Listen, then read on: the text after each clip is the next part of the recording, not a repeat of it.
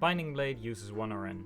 If a unit has 100 crit, they will not miss, even if their hit rate is low.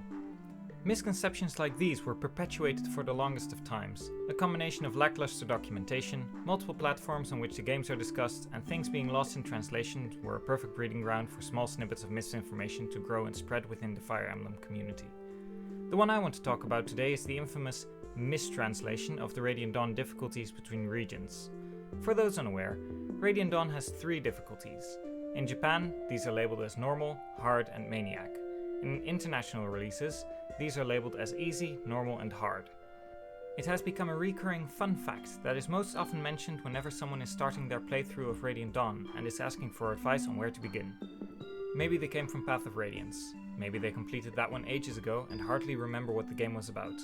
Almost always you'll get at least one comment talking about how one should avoid playing on normal mode on a first playthrough, as that is the intended hard mode due to a mistranslation. However, there are a few issues with this. For starters, the entire premise of it being a mistranslation banks on the severe inadequacy of the localization team. I'm not here to say the localization team is perfect, because there have been plenty of mistakes, but this one is so hard to make that it is almost unimaginable that professional translators would get it this wrong. In the Japanese game, the words for the difficulty selection are written in katakana loanwords from the English language. These are, and pardon the pronunciation, Nomaru, Hado, and Maniaku.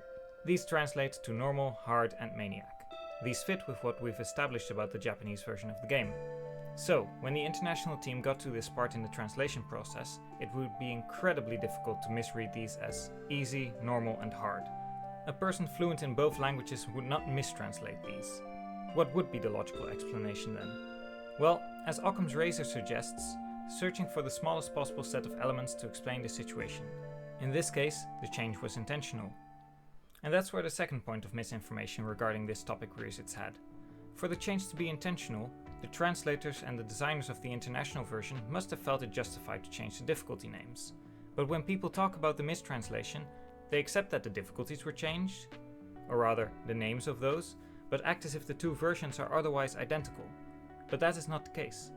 The international version has a significant number of changes that lower the difficulty compared to the Japanese version.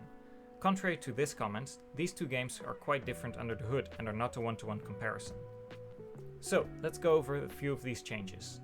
To start off with, Edward and Leonardo's levels were set from 1 to 4 in the international version, with adjusted bases to match. You can see the combat forecasts on screen. That's a sizable difference between the US normal mode and the Japanese hard mode. The Dawn Brigade do not get PRFs, no Tarvos, Khaled Bolg and Lutnesad. Not a huge buff for the US version, but it does add up. The entire forging system was changed, greatly simplifying the process. No longer do you need to sell weapons for points to be able to forge a weapon. This means forges are more plentiful and easier to come by in the international versions. Lagoos drop to 0 gauge when manually reverting. So if you had 29 gauge and reverted, it could be set to 0, whereas in the US version, you would keep the 29 gauge and be ready to transform the next turn again. Some skills are even different, mainly Wrath and Resolve.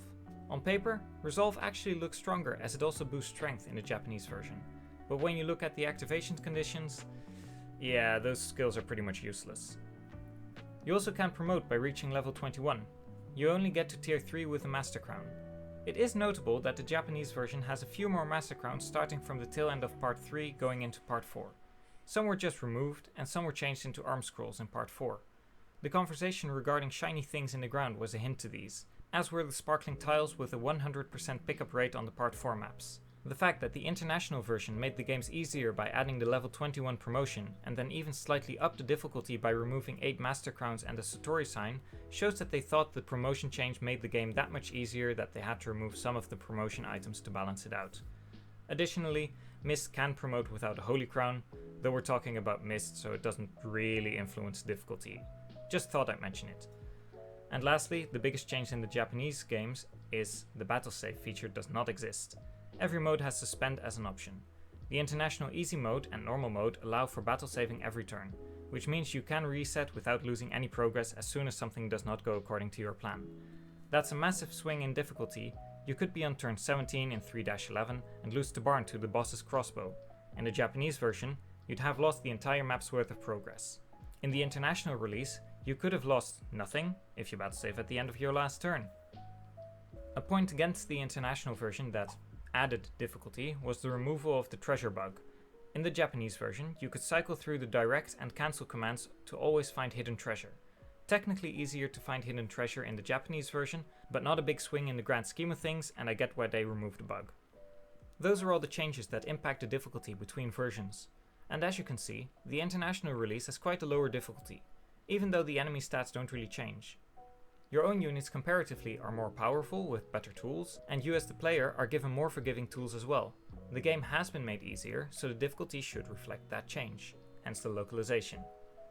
Even Yamagami Hitoshi, producer at Nintendo at the time, mentioned in an interview that "I don't want Fire Emblem to be the kind of game in which you have to restart every time you lose someone.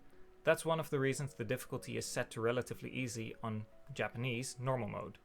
Japanese normal was already considered relatively easy, and the localization changes made the game even easier and more forgiving.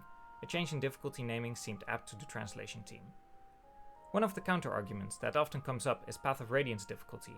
Someone who played Path of Radiance normal mode will struggle with Radiant Dawn's normal mode. When someone is playing these games for the first time, that is a valid point to bring up, but it is not relevant to Radiant Dawn's difficulty being a mistranslation.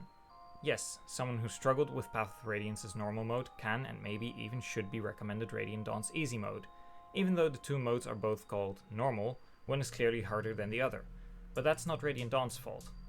Path of Radiance is often called one of the easiest games in the series, and people often recommend hard mode as it is still quite easy for someone with a little bit of experience with Fire Emblem.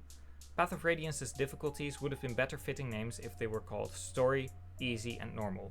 And tedious for Japanese Maniac, but that's beside the point. I just want to say this.